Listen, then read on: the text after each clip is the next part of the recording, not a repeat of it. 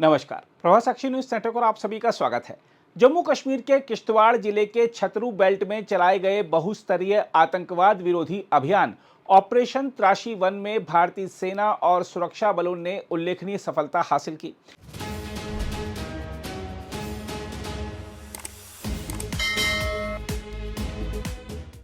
इस अभियान की सबसे प्रेरक कहानी जांबाज टाइसन की है, जिसने गोली लगने के बावजूद अद्वितीय साहस दिखाते हुए आतंकियों के ठिकाने तक सबसे पहले पहुंचकर सुरक्षा बलों को निर्णायक बढ़त दिलाई।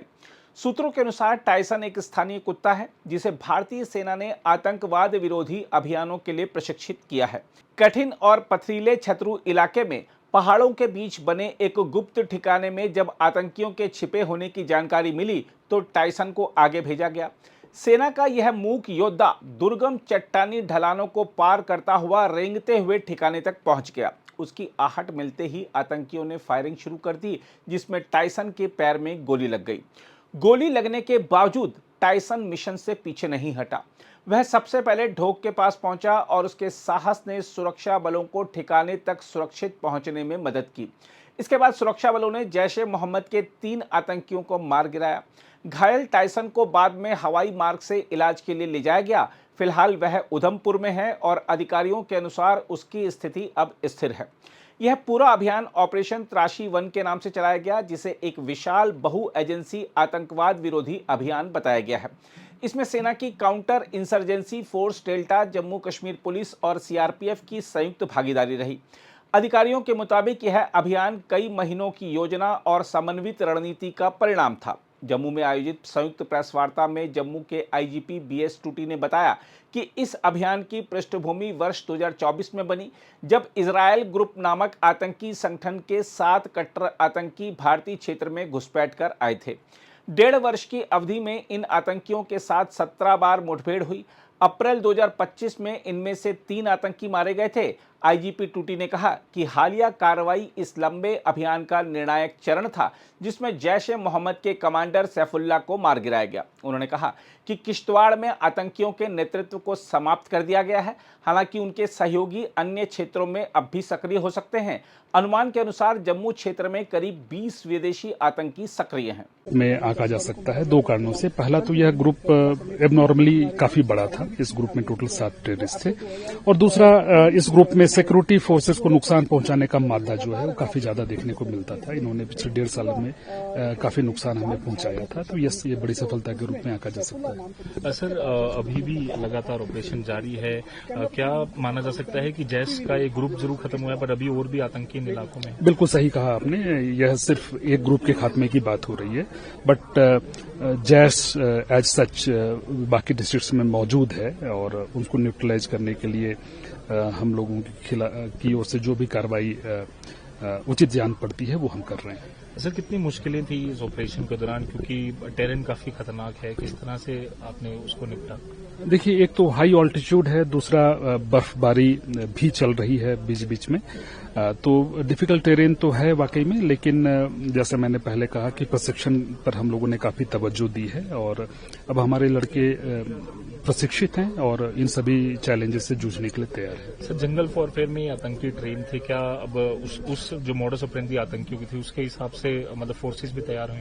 बिल्कुल तैयार है। चाहे हम हथियारों की बात करें, चाहे अपने स्किल्स की बात करें, अब पहले से हम काफी बेहतर स्थिति में हैं। सर, क्या कोई नंबर शेयर कर पाएंगे अभी कितने आतंकी इन एरिया में या जम्मू डिवीजन में? देखिए, यह नंबर सिर्फ स्पेकुलेटिव होगा, बट यदि हम ओवरऑल फिगर्स की बात करें जम्मू जोन में, एक तो यह नंबर काफी ऊपर नीचे होता रहता है, क्योंकि टेररिस्ट अपना इलाका बदलते रहते हैं, बट नंबर तकरीबन 20 के करीब होना चाहिए। सर, सैफुल्लाह कितना बड़ा टेररिस्ट था आपके हिसाब से, और काफी लंबे समय से एक्टिव था? देखिए, यह ग्रुप टोटल 17 दफा एनकाउंटर्स में एंगेज किया गया था पिछले 1.5 सालों में, और जिसमें 17वां एनकाउंटर जो है वो कल आपको देखने को मिला, जिसमें 3 टेररिस्ट मारे गए। तो यस, ये ग्रुप काफी बड़ा था और इसमें मेहनत काफी की गई। सर, हाइड आउट जो पकड़े गए, क्या और भी ऐसे हाइड आउट हैं और जो लोग इनकी मदद कर रहे हैं उनके खिलाफ? देखिए, ग्रुप पिछले 1.5 सालों से यहाँ एक्टिव था, तो हाइड आउट्स तो ये इन्होंने बनाया ही हुआ था।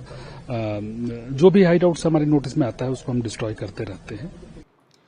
वहीं काउंटर इंसर्जेंसी फोर्स डेल्टा के general officer commanding major general APS Pal ने ऑपरेशन त्राशी 1 को धैर्य, स्पष्ट सोच और हर स्तर पर निर्बाध समन्वय का आदर्श उदाहरण बताया।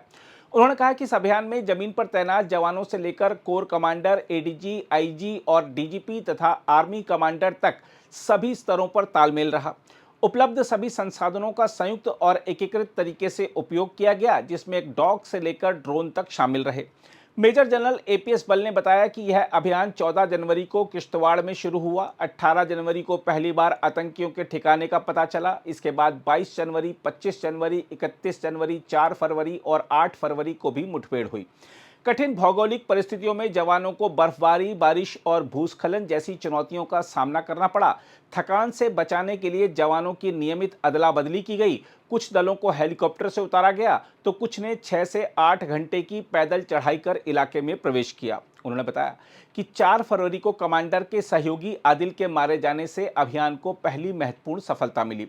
21 फरवरी को किश्तवाड़ के एसएसपी से मिली एक महत्वपूर्ण सूचना को 9 सेक्टर के ब्रिगेडियर तक पहुंचाया गया और कई एजेंसियों से इसकी पुष्टि की गई। इसके बाद दुर्गम पहाड़ों में संयुक्त अभियान चलाया गया। विशेष बलों सहित अतिरिक्त टुकड़ियां तुरंत तैनात की गईं।